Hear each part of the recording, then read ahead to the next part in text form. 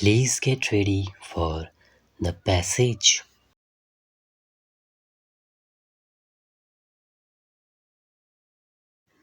Mr. Speaker, sir, at the very outset, I would like to express my deep appreciation to all the honorable members who have made their contributions while participating in the debate.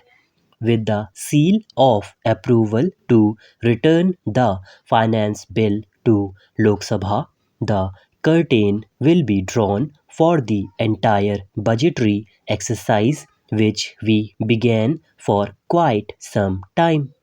Constitutionally, as Rajya Sabha is not empowered to pass the finance bill, the technical term that is used for this purpose is return it. For certain reasons, we had to condense the session and do away with the second leg of it. That is why, after 2006, the full finance bill, including the entire union budget, is being passed before the 31st March, the end of the financial year. In 2006, we had to do the same thing because of the same situation. Sir, one point was raised by my good old friend. He and me together were in Rajya Sabha for quite some time.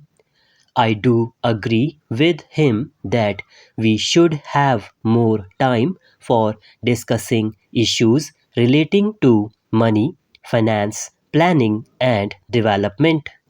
To be very frank, I spent almost 30 years of my life in this house as a member and sometimes as a minister. Even I had the privilege of being the leader of the house as well. But many a time I found that even in the discussions on matters related to money, finance, planning, and development, the contribution of Rajya Sabha is not less to that of any other house. But here we shall have to find out a mechanism. It is not a question of apportioning blame because we all are collectively victims of the situations which we ourselves are creating, where non issues or less important issues are taking more time than the real issues. We shall have to find a way out where constructive, informed structural discussions and debates on important issues could take place. Sir, the issues which have been raised are substantially of general nature. Some other particular issues have also been referred to. I will respond to them. But before that, I would like to draw the attention of the honorable members to one thing. In the morning, while introducing the finance bill and also the appropriation bill, why I referred to the crisis in the Middle East or in Japan is not to find a cover to have some excuse that the prices will go up. It is not that. Today, my primary concern is about the availability. If you look at our oil requirement, out of 100 million tons imported last year, more than two-thirds, that is 67 million tons, came from the Middle East alone. Therefore, if the situation remains unstable there, it is quite natural for anyone to express concern and to hope and try to restore normalcy, peace, and stability in the region because our interests our vital interests are linked to that.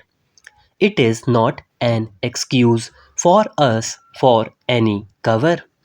Having said that, I would like to address a couple of issues which are of importance and which my good friend, who is also an expert, has also raised and, as usual, expressed his doubt about the numbers. First of all, I would like to make it quite clear that I do feel that it is rational and logical that the comparison should be between budget estimates and revised estimates. You can take advantage from the revised estimates and point out for your larger allocations for the next year.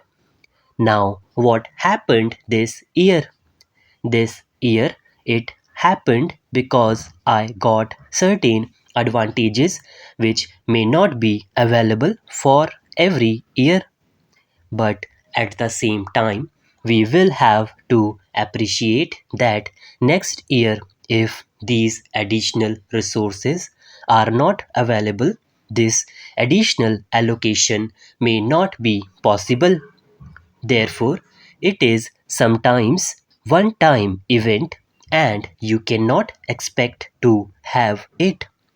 The second question which you have raised is whether the figures provided for GDP growth about the fiscal deficit are correct. I am not expecting very huge foreign investment, but I am substantially encouraged by the trend of domestic savings.